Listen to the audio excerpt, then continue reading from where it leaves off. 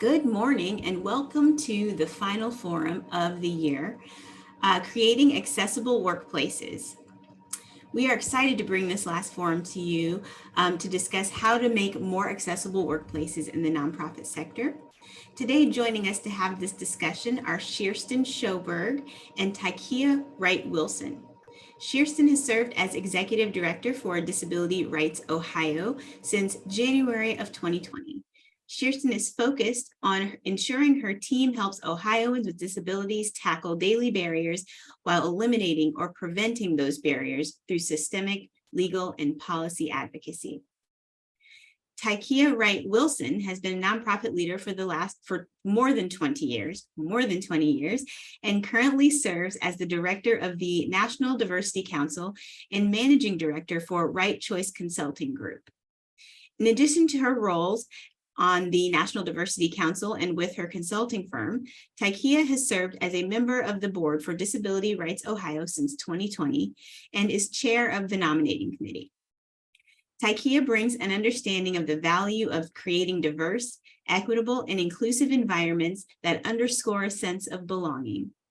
She is also committed to helping organizations understand disability inclusivity, diversity strategies, and overall normalizing the conversation in the workplace.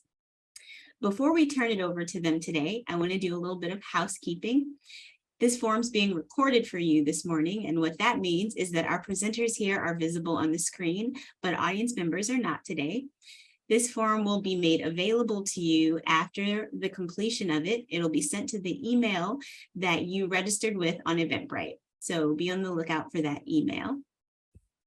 If you find that you need closed captioning, please look at the bottom of your screen in the right-hand corner. There's 3 bubbles down there that say more. And if you click on those, you'll see a label that says captions. And if you click on that, you can select show captions. If you need to change the size, you can go to caption settings or click and drag around the screen anywhere you need. Additionally, we use the chat box in this forum to let us know about technical difficulties you might be having with the forum. You can't hear the speakers or you can't see something, let us know down there, and we have a staff member that is monitoring that box. If you have content related questions for the speakers today, please add those to the Q&A box, which is right next door on that bottom bar. You can add those there throughout the presentation, and if you see a question that's already in there that you want to hear the answer to, go ahead and upvote that question. I will take those questions during the Q&A section of this forum and compile them, and I'll ask those to our presenters. And with that, I am glad to turn it over to TyKiah and Kerstin.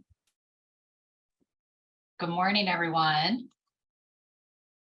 We are happy to be here with you today and talk a little bit about creating accessible workplaces. Our goal is to provide some really sort of grounded and practical tips, as well as a little bit of conceptual framework. So I'm going to kick things off with a little bit of that framework before we get into the tips. So just stepping back and thinking about, what is disability? When we hear that term, it really can depend on the situation or context you're in, what that actual definition would be from a legal perspective. And this is not going to be a legal presentation, I promise, but a little bit of context before we get into the practical things. So the Americans with Disabilities Act, which is what we're going to focus primarily on as far as the context today, that's what's going to apply to workplaces.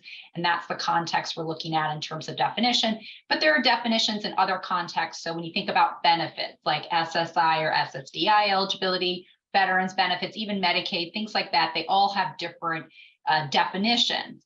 And there's also a difference between looking at conceptually disability from the sort of social construct view or the medical model view. And from a disability rights perspective, and a lot of what the ADA is about is more about that social construct view. And that's this idea that there are societal barriers that the ADA was trying to eliminate so that people with disabilities would have equal access to the world around them. And it's not some, as opposed to the medical model, which was the sort of historical view of disability, which is this presumed inherent inability that either can or can't be fixed. So today we're going to be focusing more on that social construct. That's the disability rights perspective of disability. It's also a lot of what the ADA was founded upon. So speaking of the Americans with Disabilities Act, I'm sure that everyone has probably heard of that. It's been around since 1990. Its purpose was to ensure equal access by removing those external and societal barriers that prevented individuals with disabilities from participating in all of the different parts of our world and society, programs, services, whatever it might be, that other individuals might have access to, but for those barriers. And it's a very broad definition of disability. And the goal is to have wide coverage, right? It's not about it. The fight should not be about whether the person has a disability. The focus should be on trying to prevent discrimination, trying to remove those barriers. So it has a very broad definition. And just to kind of give you some real concrete examples, I have a couple of slides of examples. A lot of times, there's sometimes a very limited view of disability. It's only the visible ones that we're used to, maybe someone that uses a wheelchair, someone who's blind, things like that. But disability is much, much broader than that.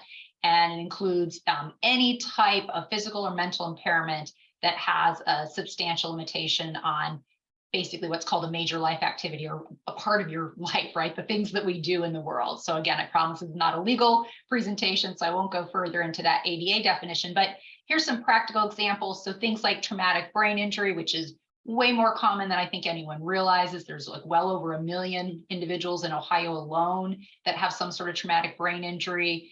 Of course, vision impairment, hearing, autism, anxiety disorders, especially during COVID. I think we saw a lot more of mental health disorders, including things like anxiety disorder, speech impairment, a developmental delay for younger children, things like cerebral palsy, diabetes.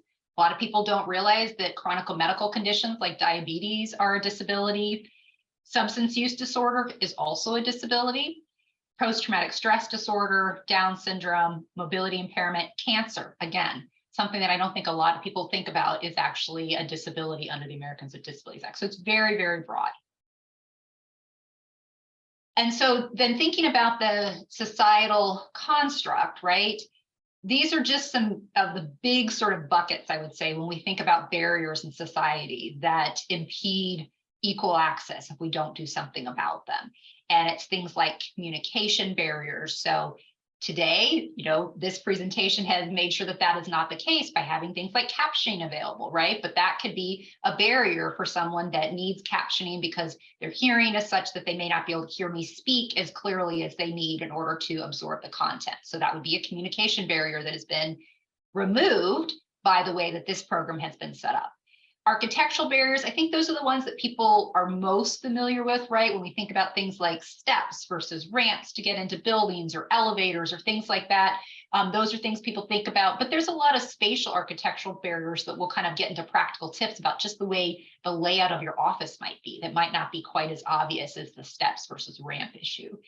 And then the last two, I think a lot of people don't think as much about. We have policy and practice barriers. So how are your office policies, the way your program works set up? These can often have barriers that you maybe didn't even realize for individuals with disabilities. And then probably the hardest one to really get at, because a lot of times people don't realize they even have them, with that implicit bias that tends to come along, is myths and stereotypes. This belief that certain types of disabilities, for example, are not capable sort of categorically of doing certain things and things like that.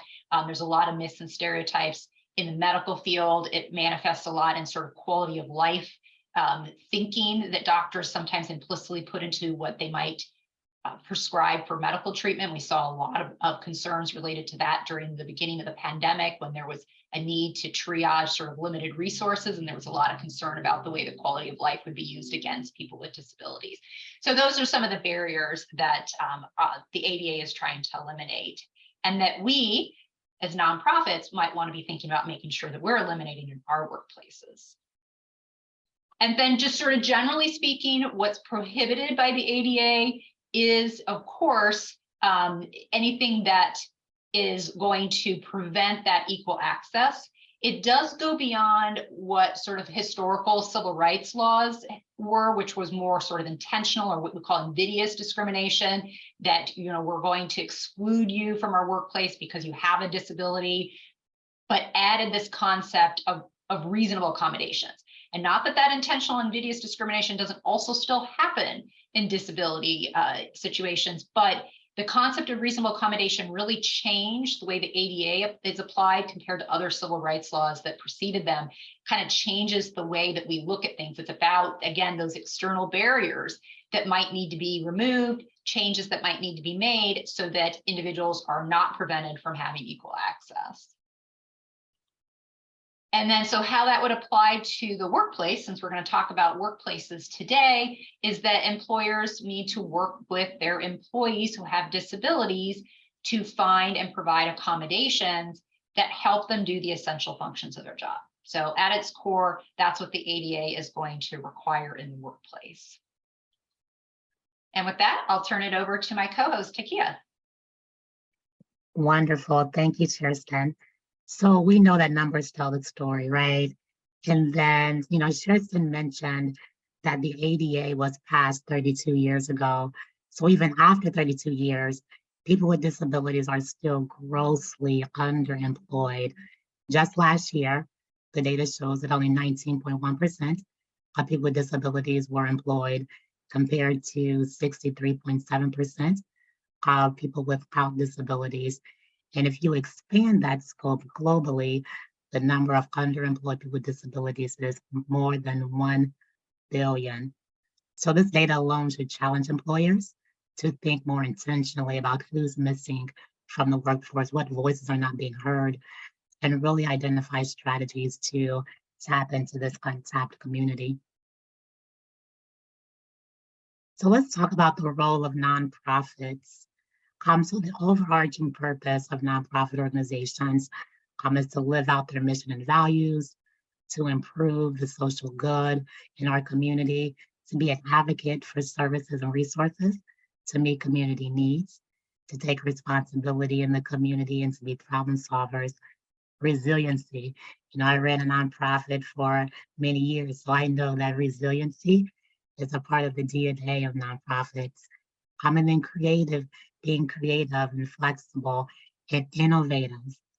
And I believe that there is a direct correlation to the nonprofit workplace and people with disabilities. When we talk about being an advocate, being a problem solver, being resilient, being creative and flexible and innovative, although these are all characteristics of nonprofit organizations, these all are also skill sets that people with disabilities bring to the workforce. So I believe that nonprofit organizations really have the framework to really create accessible workplaces for a community of people with disabilities. And while the nonprofit sector is dedicated to serving those in need within our communities, embracing diversity, equity, and inclusion is critical in the governance of the organization and the operations. So for the purpose of this conversation today, when we talk about diversity, we cannot talk about diversity without ensuring that disability is a part of the conversation, from staff recruitment to board recruitment to volunteers as well. And we know that DE&I, right? The strategy starts from the top. And a diverse board really helps to set the tone for the organization. And it is important that as you're thinking about boards, that disability is also a part of the conversation as well. So leadership sets the tone. So I'm going to share a couple of tips on how leaders can set the tone within the organization. So creating authentic workplaces that really embrace inclusion. Again, like I said, starts from the top. I am a huge proponent of leaders openly sharing their disability stories to really create a sense of authenticity throughout the organization. It is important to communicate regularly the value of all people within the organization, including those with disabilities, emphasizing the importance of Mental Health Awareness Month. We just concluded October as being National Disability Employment Awareness Month. So making sure that we're highlighting those celebratory months that highlight different aspects of disability. It's important in terms of communicating your commitment and being intentional about just creating and supporting an accessible workplace.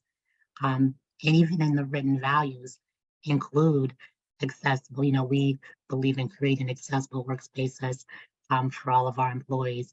Include that language verbatim really begins to set the tone for the organization.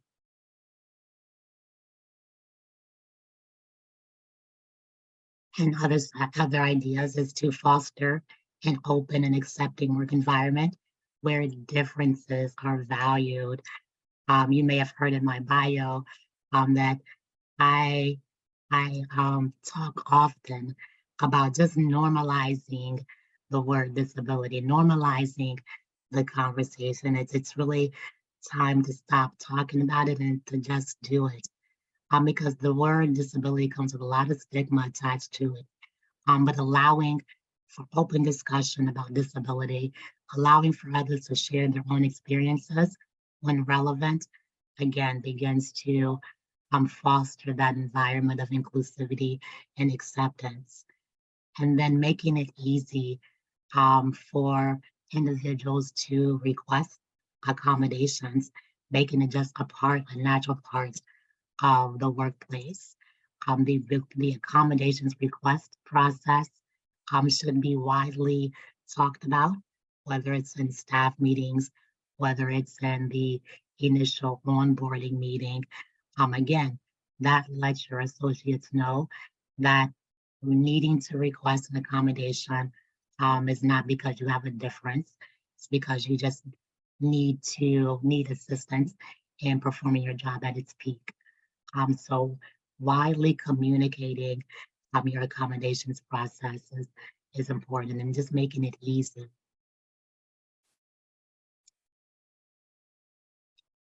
And we always say that actions follow stated intentions. So when an employee discloses disability, a leader's response should be, how can I support? How can I support you through this process? And like Kerstin mentioned earlier, it's a team effort. So have a list of possible accommodations or resources. Don't put it all on the employee, but support the employee through the process. There is a resource on a website called the Job Accommodations Network, and I'll share that link with you at the end. But it is a wonderful website to visit and explore. They have several accommodation scenarios for several disabilities, maybe even every disability that you can even think of. They've covered that particular disability from an accommodation perspective. So I'll share that link with you towards the end.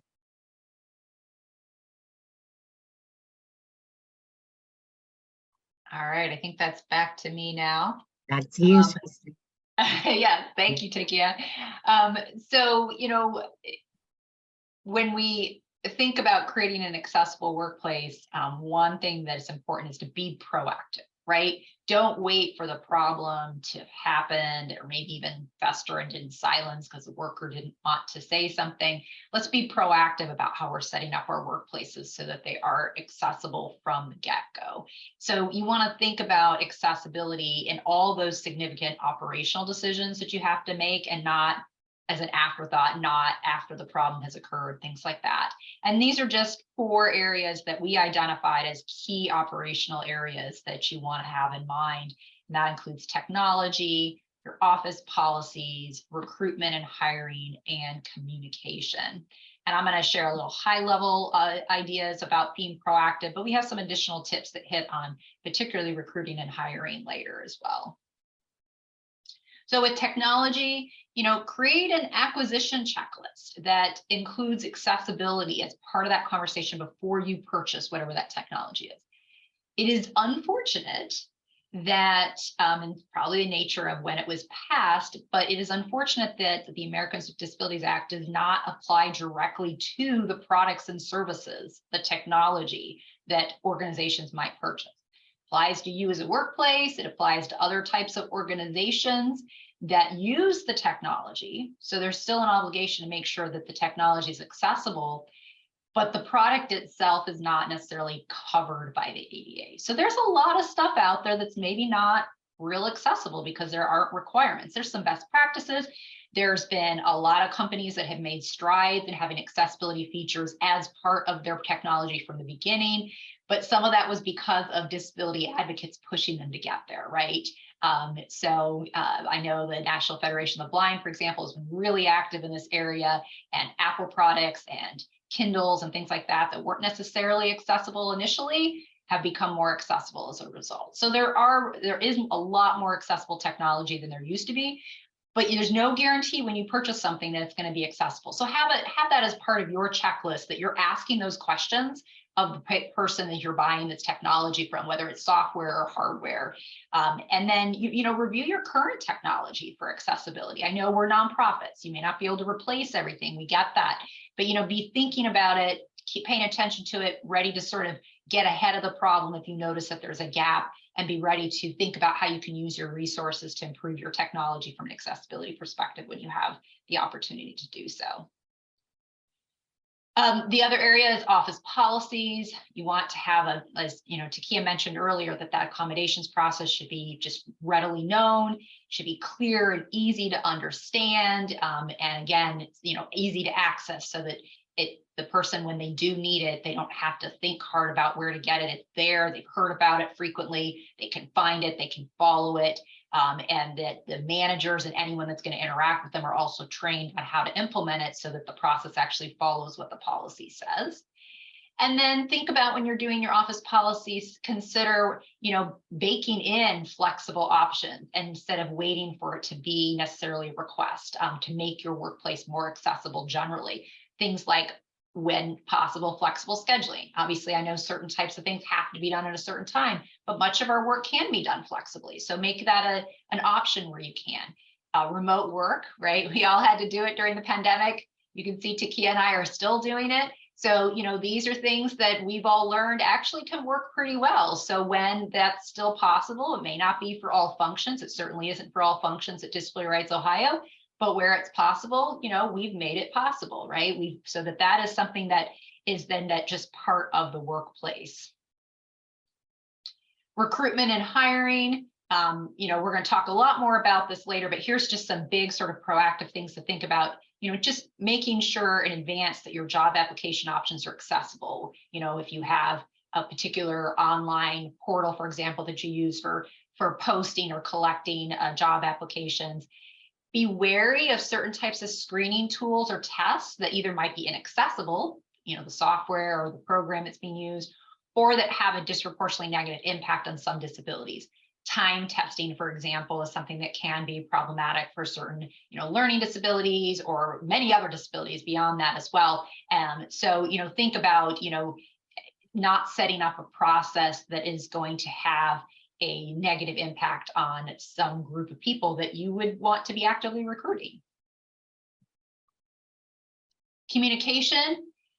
Make sure you're providing workplace information in accessible formats. So, if you're using, Microsoft Word to create a product, that's generally speaking going to be, accessible. They're pretty good. But, if you're putting a lot of images in there, images might not be accessible unless you add things like alt text, so that someone who's using a screen reader comes across that image and they know what the image is, right? Their screen reader is not going to be able to otherwise read it.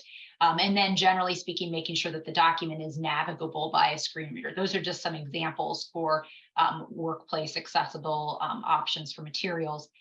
Another really good practice is to provide materials for meetings in advance. This is good for accessibility by screen reader. So when I'm sharing my screen up here, a screen reader isn't necessarily going to be able to easily read this via the Zoom function. But if they have the document in advance, they can have either read it or can read along while we're going through the presentation. In addition, there may be individuals where being able to read and think about something in advance is going to help them absorb the information better. So providing materials in advance is a good practice to consider for workplace meetings or trainings or things like that. Some other Practical tips for the office place in general, just going beyond these big categories of being proactive and really trying to drill down into what can you do on a day-to-day basis to make your workplace more accessible. So I talked earlier about technology and the importance of having that proactive approach for acquisition, but here's some things to think about when you're looking at accessible technology. Like, what does that mean? So you may have heard of WCAG. Don't ask me why it's pronounced that way when it starts with a W, but it is. These are standards for websites. So if you have a website, make sure that your website is in compliance with those standards for accessibility so that you know that your website will be able to be accessed by individuals in the public who have different disabilities. You want it, like I've talked already a lot about screen reader accessibility. You might want to have speech to text options. Just the ability to change font size, right? And whether it's on your website or other documents that are available or the technology that you're providing to your staff, could someone who has maybe a vision impairment be able to change the font size so that they could use and access the information and do their job with a simple thing like just increasing the font size. So those are just some practical tips for accessible technology to think about. Emergency egress, fires, whatever it might be that we need to get out of the office safely, you want to be thinking about that in advance. Work with your building and fire department to make sure you have a safe location if it's not possible to exit without assistance, for example, like if you're up on the 10th floor and the elevators, we know the elevators generally don't work during a fire emergency, and someone that can't go down the stairs without assistance, where's the safe location that they can wait? And do you want to pair them with someone that's going to wait and make sure that they are able to exit safely rather than leaving someone there that needs assistance completely on their own? So, asking staff what help they might need in exiting the building and then pairing them with someone who can provide that assistance is a good way to make sure that you have an accessible process. You can also invest in actual chairs that will safely go down stairs. We have one of those, but the fire department did use it once for one of our staff. We've tried to train on it. I'll be honest, a lot of people are a little hesitant to use it, right? Because it's not something that is something we're going to learn quickly. We don't want to hurt anyone, but having it available did make it easier for the fire department to help this person down without having to just carry them in a way that would be very awkward for the individual. So, that's maybe not something that every employer was going to invest in, but obviously it was something we thought was important for us to do. Bathrooms, I think we all kind of realize we need to have accessible bathrooms, generally the basics, but here's some things to go beyond sort of those basics. Consider the single stall, the gender neutral, the family style, whatever you want to call them, those restrooms. If that's possible in your office space, if you're starting up a new office space or renovating or things like that, or you already have that, that's great. That can really help for more universal accessibility, more privacy for individuals that might need assistance with toileting. It's much more convenient, much more private, much more space usually than just an accessible stall in a regular bathroom. So that's something to think about. Of course, look at where doors and locations of sinks, towels, things like that are accessible to make sure that they can be reached by someone at different levels, including someone sitting in a wheelchair. And then consider adding Braille signage so that someone who reads with Braille and needs that indicator to find the right bathroom to go in, right, will be able to navigate in your office space, whether it's an employee or a visitor. And then some other office area tips: keep those walkways clear of clutter or furniture. If you've got someone that has either less vision or they're using some sort of accessible or some sort of assistive technology, whether it's a wheelchair, a walker, whatever it might be, that's going to that's going to be unsafe. It's going to make it impossible to get through, and it potentially could cause an injury. So keep them clear. If you have to block an area to do repairs, let people know, right? So they can work around it or know that that's going to be an issue. And then also think about the noise level, right? I know that a lot of us are moving away from private offices to more shared workspaces. It's both a cost feature, it's a collaboration feature, but that can be really noisy for some individuals who maybe are not able to concentrate. They might have ADD, for example, and they need to have a quiet space to do certain functions. Maybe it's not an office they have all the time, but consider having at least some quiet work areas if most of your space is otherwise shared space. And then when you're doing meetings and events and you're setting up the room, you want to make sure that it can be navigated by wheelchairs. Don't put those chairs and tables so close together that no one can get through them, right? Make it easy for individuals to navigate through the space. Strongly urge you to use microphones for larger meetings. This is going to be a universal accessibility thing. People that wouldn't necessarily say they have a hearing impairment or get to hear better, participate better, be less frustrated. So this is a great universal tip to use in your meetings. We talked about captioning earlier. We've got that going on here today. If you're using a virtual platform like Zoom in your day-to-day work, most of those come with a live transcript option that's good. It's not as good as having a dedicated captioner, but it can be good for those meetings that are more spontaneous. And then maybe if you have someone that needs captioning, you consider getting an actual captioner for bigger, longer, more in-depth meetings. But those are options to consider, at least having the live transcript one always enabled so that it can be turned on easily by the individual and used. And then accessibility checklist. Create one for your events so that you're not forgetting to think about different things that you might have. If you're going to a space outside of your workplace, for example, you're really going to want to have a checklist to make sure that you're finding a place that's going to have accessible bathrooms, accessible route of travel, accessible parking, all of those kinds of things. All right, I'm going to kick it back over to you now. All right. So a few years ago, I was asked by a Fortune 100 company CEO, I was asked, how can I make my workplace one of the top workplaces for people with disabilities?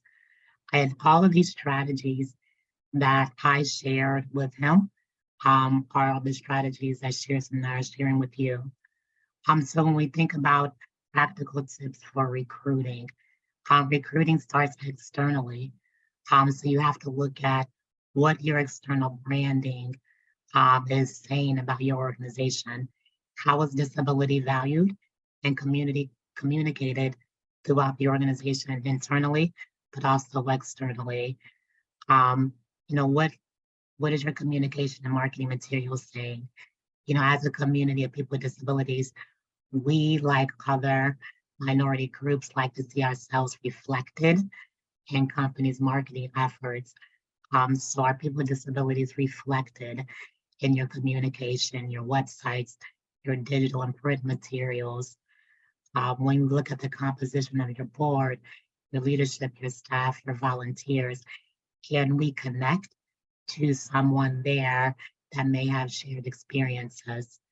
And then is your organization partnering or collaborating with other disability-related groups? These are all strategies to connect to or tap into an external community of people with disabilities. When we begin to see ourselves reflected in your organization, then your organization rises to the top as we think about organizations that are intentionally including us in their environments and their workplaces, especially in their marketing communications. Additional tips for recruiting: when you post your positions, connect with organizations that will reach more people with disabilities. As an example, we listed opportunities for Ohioans with disabilities. This is a statewide organization. The goal of this organization is to get people with disabilities employed. And then also we tell companies all the time and organizations to reach out to your local college and connect with the Office of Disability Services, and then even go deeper by identifying student-led disability groups on campus, right? To go straight to where the community of students with disabilities are. When you connect with student groups on campus, seek to build a partnership with them, identify, events that they are hosting, and figure out how can you become a part, whether it's speaking, whether it's sponsoring pizza or food, whether it's being a part of a panel discussion. Partnership with student-led groups and disability service organizations really help you to tap in to a talent pipeline of students and and just professionals with disabilities overall. And then call out disability when you are connecting to other diverse groups. People with disabilities are everywhere. We are a part of every diverse, every minority, every marginalized category. So when you're talking to the broader student body or broader groups, make sure that you are calling out disability because we are everywhere.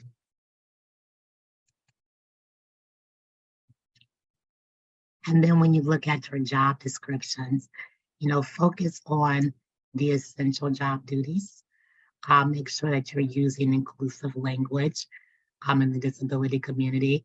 Make sure that you're using people first language, and that's putting the person before the disability. Don't add unnecessary job requirements, right? So as you're examining your job description, is it essential that you have the ability to drive? With Uber and other transportation resources out there, does the candidate need to have a driver's license? Is it essential that you can lift 50 pounds, or can that aspect of the role transfer over to someone else? Focus on necessary qualifications and even education level. Nowadays, you know, job seekers are getting certificates, they're going through job training programs, so they're obtaining education in other ways that are comparable to degrees. So really examine your job description and and think about, is a bachelor's degree truly required and necessary for that particular role? And then the application process overall, just ask the applicant if they need accommodations throughout the process. That again sends a sign to any job candidate that you are being inclusive of all communities. And then the interview process, make sure that the interview is held in an accessible space, including accessible parking, accessible entrance, that there is a power door there, or there's an alternative, maybe there's someone there waiting to open the door. I could probably go through 1,000 stories of having gone to job interviews and not having accessible parking spaces, or get out of the car and get to the front door and realize that I can't open the door because it does not have an accessible entrance. So just be thoughtful about every step when you're thinking about including people with disabilities, and intentionally including people with disabilities in your interview and applicant process. And I'm going to turn it back over to Kerstin. All right, great, thank you. So, recruiting is obviously very important, but we want to make sure that we're retaining those high quality candidates, those diverse candidates that we're obtaining. And so that first impression, that first orientation process is really important. You want to make sure that what you're providing is accessible, of course. Can't say that word often enough, but some other things to think about is making sure that things like the accommodations process are highlighted in that onboarding. I think most onboarding usually goes over the employee handbook in some respect, but that's a lot of information for people to absorb. So as you're thinking about, well, what are the pieces that we really want to emphasize, and where and how's the best time to do that? Don't forget about things like the accommodations process for that. Consider having some sort of an orientation on inclusive practices, those values maybe that you've written for your workplace that you're trying to make sure are a part of your culture, the practices that you've instituted, like providing materials in advance of meetings, providing agendas, things like that help promote a more accessible workplace generally. Making sure that is information. It may not all be written down, right? In policies, we have a lot of practices we do that we don't necessarily have written in policies. So how do you make sure that is part of the orientation, as well as, just general sort of what we sometimes refer to as disability etiquette, so it's a really antiquated video, but we have a video that we've shown our employees for a long time that kind of does the job. It's just think it was filmed in the early 80s or something, so it's a little old, but it does things like make sure that people know, don't go up and grab someone's wheelchair. That's like grabbing their arm, right? This don't grab someone who is blind and steer them somewhere. You ask, right? Just treat them like a person with dignity, that use some common sense and ask, do you need assistance? Can I move this for you? Whatever it is, don't assume, don't jump in there and just, take charge. The person with a disability is in charge of their own body, their own life.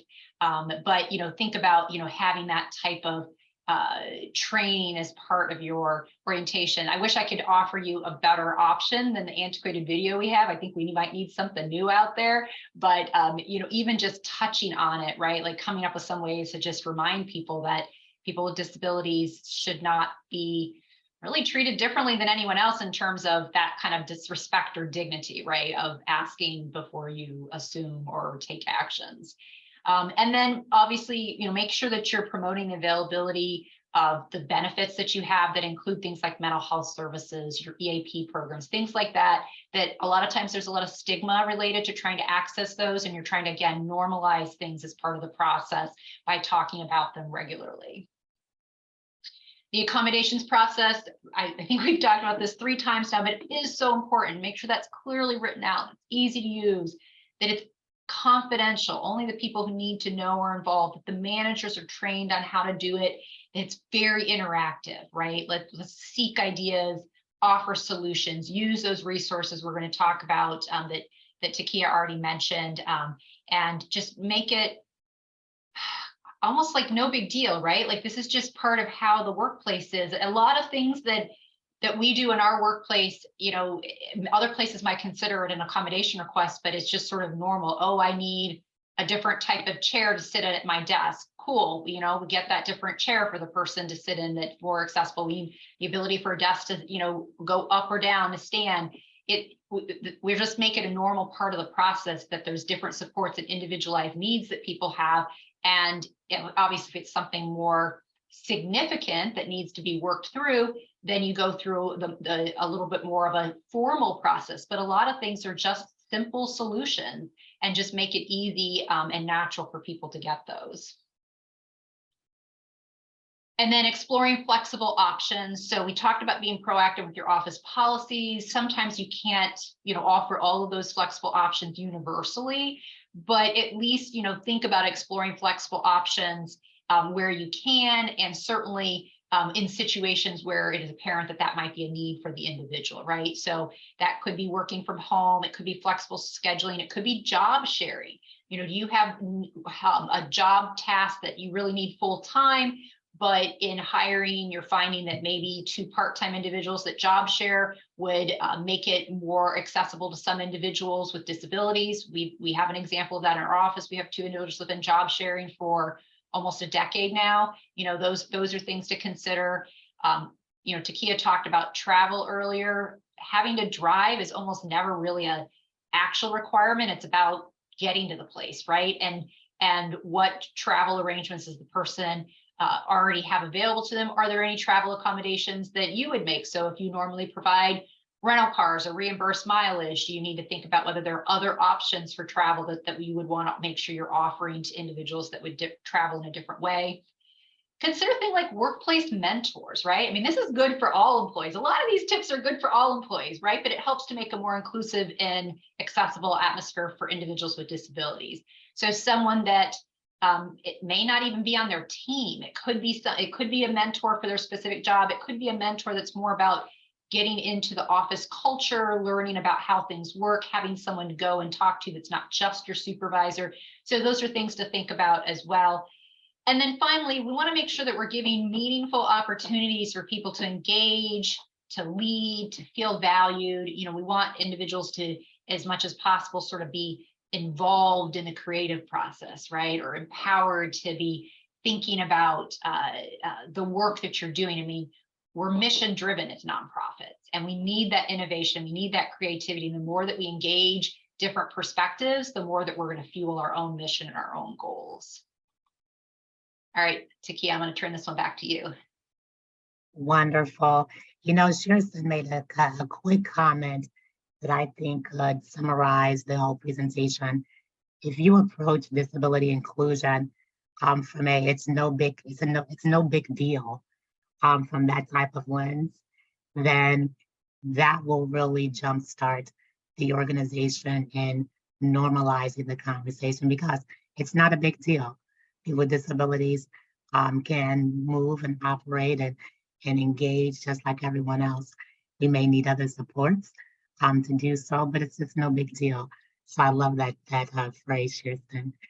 So the resource that I mentioned earlier, and I just wanted to share it with you on screen, is the Job Accommodations Network, or askjan.org. It's a free consulting service for all employers. It is a wealth. It's a website that has a wealth of knowledge. There's articles and guides, and they talk about a range of disability types and a range of disability accommodations. So I encourage you to go to askjan.org and just explore the resources that the website has to offer. And if you want to talk one-on-one with the consultant, then don't hesitate to reach out and connect. They are a good group, and this organization has been around for many, many years. So I'll pass it back to you, Kirsten. Great. So another great resource are our independent living centers. They're actually not just in Ohio. They are federally funded programs that are available that can provide a lot of practical information, accessibility surveys, other resources. They're a great source for people with disabilities directly, but they also can be a good resource if you're trying to think about accessibility more broadly. I know when people call us and are like, hey, can you do an accessibility survey of whatever fill in the blank space? It's really not something that we have the resources or expertise on hand to do. It's not part of our goals and our mission that we're working on, but sometimes there are individuals at the independent living centers that do that type of work. And so we often refer organizations to independent living centers for questions about things like that. And then if you really want to dig into the nitty gritty, and sometimes it can make your head hurt just a little bit, but there is always the access board if you really want to kind of look at building standards and things like that, to kind of, if you're looking at your own workplace or your building or things like that, it can also be a great resource, but it can be a little bit complex to delve into at times. And then lastly, I will put the caveat out there because that, our focus is on advocating for people with disabilities. So we don't generally do consulting directly for organizations themselves. So if you call us for advice for your organization, we're likely to refer you somewhere else. We are happy to share general information. We obviously do presentations like this a lot in order to share information with the community and encourage more accessibility in line with our mission. But when it comes to advocacy or legal advice or really sort of technical, direct assistance, we're focusing on people with disabilities, organizations led by people with disabilities, and things like that. But we are a nonprofit, and currently 77% of our board has a disability. We're also what is called Ohio's Protection Advocacy System and Client Assistance Program. Those are two separate things. Those are designations that the governor makes, identifies an organization, a state to receive that federal funding and that designation. And that gives us the resources to provide this type of advocacy. We have statutes that support these programs and kind of focus the type of work we're supposed to provide under the grants that we get from the federal level. So that's sort of our core identity as a protection advocacy system and client assistance program. Our mission is to advocate for an equitable Ohio for people with disabilities. And our future state vision, this is what we're working towards, is voices elevated, people empowered, and equity achieved. We do have limited resources. We have to have goals and objectives each year to help guide how we're going to use those limited resources. Some of that is based on what the grants themselves, of course, require. Some of it is based on the community needs, the public input we get, and just the resources that we have, right? What kind of staff we're able to hire, how many, things like that. Every year those change a little bit. Our board approves and votes on those each year, and you can find them on our website. They're quite long, and that's by design. We want it to be as transparent as possible about what we can do and the limits of what we can do, because we are statewide. We only have 49 full-time staff or part-time staff right now. That's not a big group to try to cover all 88 counties, which means that our goals are going to necessarily be somewhat narrow in our focus at times. And we also have a lot of systemic issues we're trying to tackle. Okay. I think, unless TyKiah, you had anything else you wanted to say affirmatively before we turn things over for questions. No, ready for questions. And Danielle, I'm going to stop sharing so we can see our faces better, if that works for you. All right. That's wonderful. Thank you. That was such a content-rich presentation. Thank you so much for that. One of the things, well, there were two things that really stuck out for me in listening to your presentation was the first thing was that when we are careful with our accommodations for our folks who have identified that they need them, we open up a wide opportunity for all sorts of staff members who just benefit from a kinder workplace. And that was a theme that carried through your presentation, and I really appreciated that. The other thing that I noticed was the amount of advanced prep that you emphasized, you know, not waiting until someone asks for accommodations to scramble and put them together, to be thoughtful on the front end, which to me includes hiring, but it also includes your strategic planning processes. And if you're in the midst of a capital campaign, what does that build out look like? And really allowing this to be a part of your planning process as an organization, regardless of whether you have someone on staff right now who needs it or whether you're planning for the future. So thank you for that. We have 5 questions right now. So audience members, this is the time to add your questions to the Q&A box. We have 5 questions in there right this second. And I want to lead with a question around the advanced planning processes that you talked about. For an organization that has not had the chance to really think about this before, it might seem like a lot.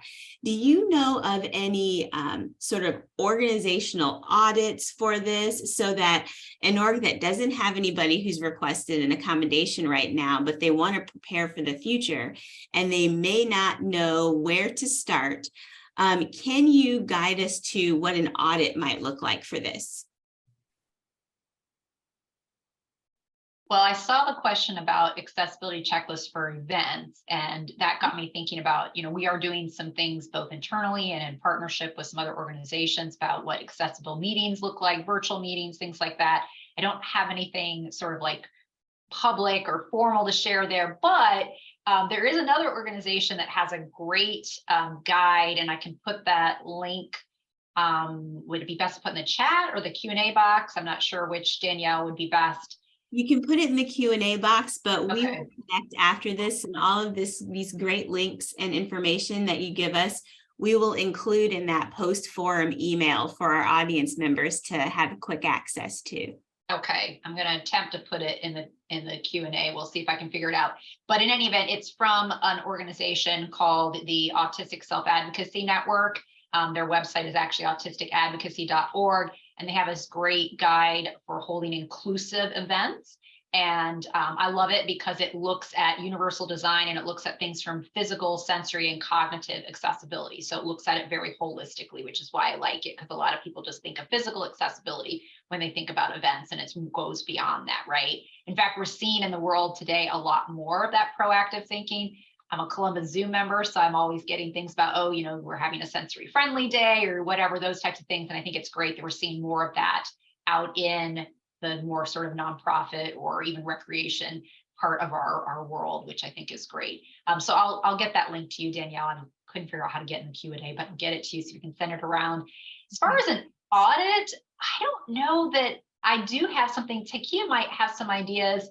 I'm guessing that Jan might be a place to start as well, but I don't know. Yeah, so for an audit, I can give a couple of resources for the accessible events and then the audit as well.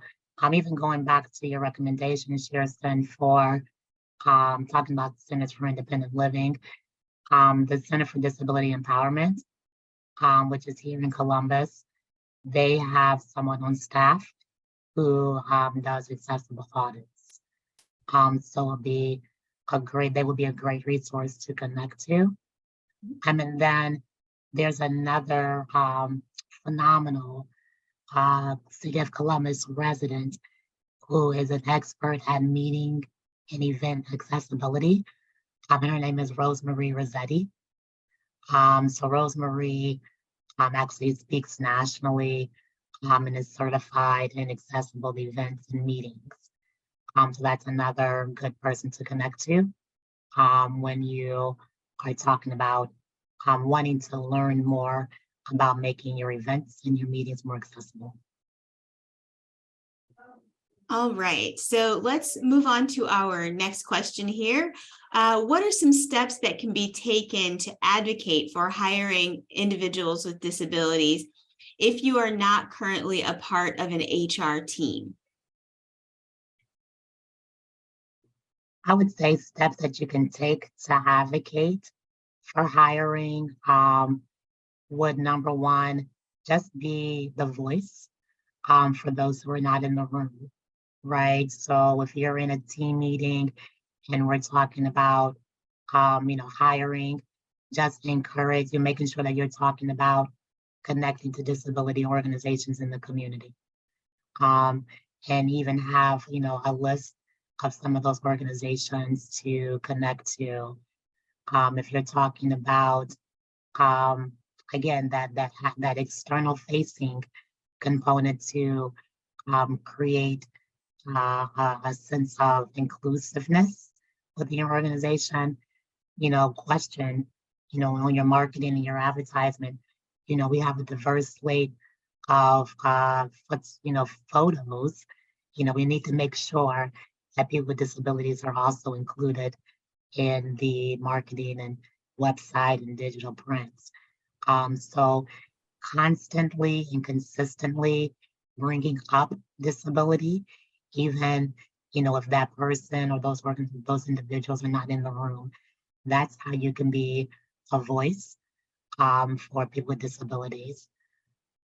I would definitely agree with that. And the only other thing I would add is I know, most of us, when we're doing hiring, we're using social media, we're using LinkedIn, we're putting things out there that our employees also have access to amplify, right? So do that, right? If you know of groups that maybe would reach more people with disabilities, and you're like, this would be a great opportunity to have more people with disabilities in the applicant pool, that's certainly something I think you can influence by sharing information about your organization, whether it's about hiring directly or even just about the work. Generating excitement in the community about your work and making it a place that people with disabilities are interested in applying, I think is another way that you can help with that. Those are great examples. Not all of us sit in a formal HR role. And so thinking about ways to help support our organizations in the right direction is really critical. And most of us are not in HR roles, so we are all taking that advice. Can we talk a little bit about, the question asks specifically about tax breaks. I'm going to ask about any sort of tax implications for addressing physical barriers in a building, but also if other types of funding that might support an organization that is trying to make this transition in a physical space. Well, because we ourselves don't pay taxes, we've never applied for them directly, but I know that there are both funding programs out there as well as, tax implications for taking certain steps. I was trying to actually look on the Ask Jan site to see if there was something there, and I couldn't find anything quickly, but I think that would be another good resource to consider to try to find some high quality options for that, as well as, just looking at government resources generally around accessibility. So, there's an ada.gov website, for example, that may be a good place to start for some resources. But TyKiah, you may know some stuff from your work with the consulting in particular with RightChoice. So again, we are a nonprofit as well. So still in your same boat. I am not familiar. We would always just go to the ADA website. So the ADA network, you can check that website for the actual tax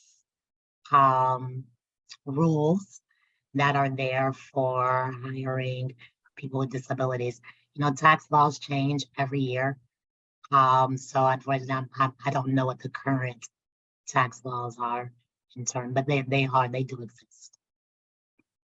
So with regard to the fact that a lot of the folks in our audience are nonprofit organizations, do you have any ideas on whether is there a government fund available, or is there funding available for capital campaigns that address accessibility issues?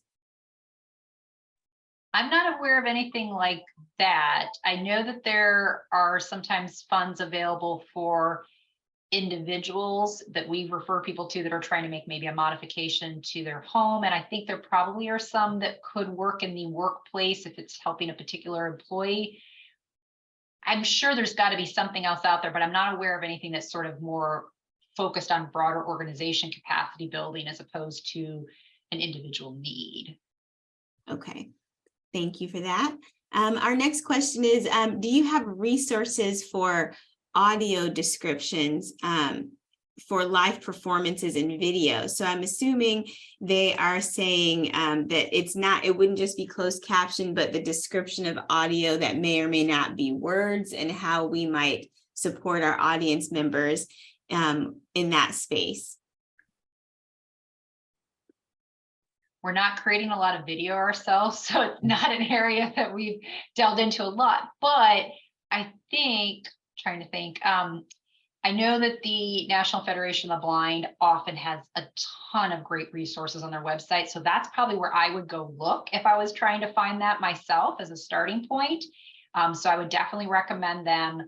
You know, they, as the name is, they are national. They do have local chapters. There is a chapter in Ohio, but it's usually the national website that's going to have the vast majority of the resources. I think they also do consulting, and they can refer to places. I've called them to get referred to places when I needed help with technology. So I would definitely say, in addition to the JAN network, I think the National Federation of the Blind would be a good resource for this type of question as well.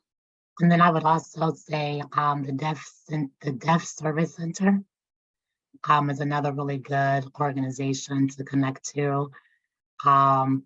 They also have ASL interpreters, so they may be able to share resources, or even have interpreters themselves that can do that expressive kind of musical interpretation. And I know, sorry. I would definitely connect with the Deaf Service Center. I also noticed in the chat that someone has plugged Art Possible Ohio, which used to be VSA Ohio, which focuses on accessibility of like art. And so that would probably be a good place to look as well. I don't know for sure if they have that resource, but I know that that's a focus of them, right, is to make art and art spaces, and are thinking about art more accessible. So they would probably be a good place to check as well. Thank you for that. Our next question is around, do you have advice on building sensory rooms in large corporate offices? And so maybe we will think about accommodations more broadly for folks with sensory needs. So we have a wellness room in our office that is, you know, no windows, quiet, lockable, has like a futon couch. I think it has a mini fridge, a computer, can turn the lights down. It doesn't have some of the fun things that you might have in a sensory room, you know, like bean bags or things that you would use with your hands, or weighted blankets. So I'm not sure that I would actually call it a sensory room. It is more of a wellness room. It was designed in part with a particular employee in mind to make sure that they had what they needed, but it's also available for other employees to use for a variety of purposes. So that's a thing that we have. I'm sure, though, that the same Autistic Self-Advocacy Network, I bet if you look on their website, they're going to have some really good information about how to have things like sensory rooms or other accessible places in the workplace specific to that, since sensory needs are frequently related to autism spectrum disorders. Okay, and our final question for today is, do you know any training on ADA for housing for universities. So I'm assuming you directed us earlier to the ADA website for kind of a catch-all understanding of the ADA policy and legislation. This question is more specific to universities. Do you have any additional thoughts on that? There is an organization called Creative Living. They are an ADA organization, ADA compliant housing unit on Ohio State's campus or off of Ohio State's campus. That would be a good place to start to ask that question regarding training for housing and compliances. I've come in contact with several individuals at the Ohio State. A gentleman by the name of Scott Listener at Ohio State. He is the ADA coordinator. He would be a wealth of resource, wealth of knowledge as it relates to university housing accessibility. Thank you very much. Excuse me. We also had someone in the chat section that asked about the videos. Kerstin, you had mentioned an outdated video that you use for onboarding. And one of the chat said, was there any interest or appetite in updating that and making it accessible to the community? So I'm trying to remember who actually created it. It was so long ago. Might have been funded by DD Council, which is an organization that does grants here in Ohio. But I was talking to the new executive director of the Ability Center, which is an independent living center up in the Northwest Ohio area, because the big star of the old video was the executive director, the former executive director who's now retired. And I found out that the new executive director has a background in entertainment, more focused on like sporting stuff. But I was like, that's still close enough. I think you guys should take this project on. I planted the seed. I don't know if it's going to go anywhere, but I agree. We need to do it. I don't know that our organization will be able to do it because I don't know that we have the expertise. We're more focused on like the policy work and, legal advocacy and things like that. But I agree. And I'll keep putting a plug out there. I think it would be a great project to maybe collaborate with some other organizations and try to make happen. Yes, Kerstin and I just had that conversation the other day about how outdated, but still very relevant that video is, and we'll just kind of continue to show that video until we can get someone to do an updated video. And the title of the video is the 10 Commandments on Communicating with People with Disabilities. So anyone can just Google 10 Commandments on Communicating with People with Disabilities. I think they may even have the video at local libraries. I know my organization had to order the video, and it was kind of pricey back then, but definitely a great resource. So in quick, to answer your question, yes, there is a need to update that video. And there's been pockets of conversation, but I've not seen anyone actually work on the project. Well, Kerstin, you've called the organization out on the nonprofit forum on YouTube for it to live forever and ever. So we will follow up with them and see what we can do to support them in this effort. In the meantime, the 10 Commandments on Communicating with People with Disabilities is the title of the video that you said is outdated, but still very relevant, may be available in local libraries, but you ordered it online, so it could be found there. We purchased it as well, and it is, I think, copyrighted in a way that I can't just like put it up on my website and share it, unfortunately. So that is, but I did show a clip of it at a training that I did once in the last, I guess it's been over 5 years, but it's still not that far. And it was definitely relevant, right? I mean, people understood it, it got their attention. I will say that it predates the President Trump era, but there is a reference to Trump in it, which may or may not make it even more outdated or just, people be like, what's going on here now that has new relevance? So another reason that I'm like, maybe it needs to be updated because there's some new meaning there that we need to think about. Sure.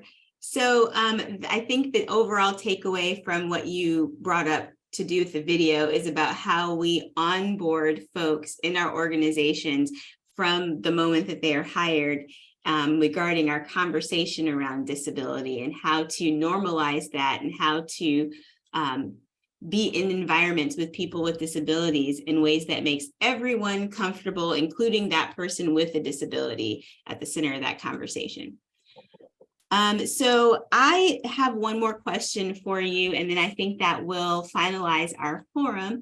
When we do have a staff member that has reported that they need accommodations for a certain situation that they have, how do we then follow up around what accommodations to provide and how to support that person in the process of pursuing those accommodations? Well, I would recommend, normally they're going to go either to their direct supervisor or HR, right? That's usually how it happens. So whoever they go to, immediately follow up with that, great, how can I support you? What are you thinking? Kind of get the conversation going. You might need further documentation, right? Some things are, if it's open and obvious, the disability and the need, generally recommended that you don't ask for additional medical information, but some things are not, and some things aren't easy fixes, and we do have to get documentation, right? So you have to kind of think, and I definitely recommend if you have HR resources to rely on those, use that job accommodations network for ideas as well as how to do the process, but just keeping it very comfortable for the person, right? Very supportive, very interactive. We're going to work through this together. Try to be timely. I mean, some things are going to have more urgency level than others, but try to be prompt and timely. Keep that communication line open if it's something that's going to take more time to get done, and involve the person in the solution. I think those are the best ways to make sure that it doesn't feel ever sort of punitive or a burden or anything like that. It may still be difficult and challenging, but you can make sure the process is smooth and open and natural and supportive. I'm sure TyKiah has something to add to that, though. I was just going to say, earlier, Kerstin, you mentioned, again, like you said, the need to collaborate. And then you also mentioned universal. So just keeping an open mind and knowing that an accommodation for one person can be universally make life easier or make work more efficient for more people. And I think that's the one thing that we need to keep in mind as employers, going through the accommodations process. There are so many accommodations out there that were initially designed for people with disabilities. Now the broader community uses them, and it just increases efficiency within the organization. And there are organizations who have an open accommodations process. If there is an accommodation that you need, whether you have a disability or not, that will help you perform more efficiently at your job, then let's talk about that accommodation. So that also takes away or reduces the stigma of disability, but also promotes an open and inclusive environment. If you need something to help you perform your job at your peak, and it just happens to be under the category of an accommodation, then let's have an open conversation about it. Thank you so much. There was just so much shared in this presentation, the copious links. We've tried to take notes of them all. So those of you who registered for this forum via Eventbrite, please keep an eye on your email. It will be long this time. You will have a copy of this webinar from YouTube. You'll also have a copy of the slides and as many of these links as we could catch throughout this forum. We will include those in the email that is sent to you as well. Thank you so much, Kerstin and TyKiah. Those of you who joined us today, thank you for joining us. Please keep an eye on that inbox also for the survey that we send after each forum. It helps us know how we're doing. It also helps us know what types of content that you want to see going forward. So take a moment to fill that out. And thank you for joining us for this forum and for the entire year. And we appreciate you being here. Thanks again. Have a good afternoon. Bye.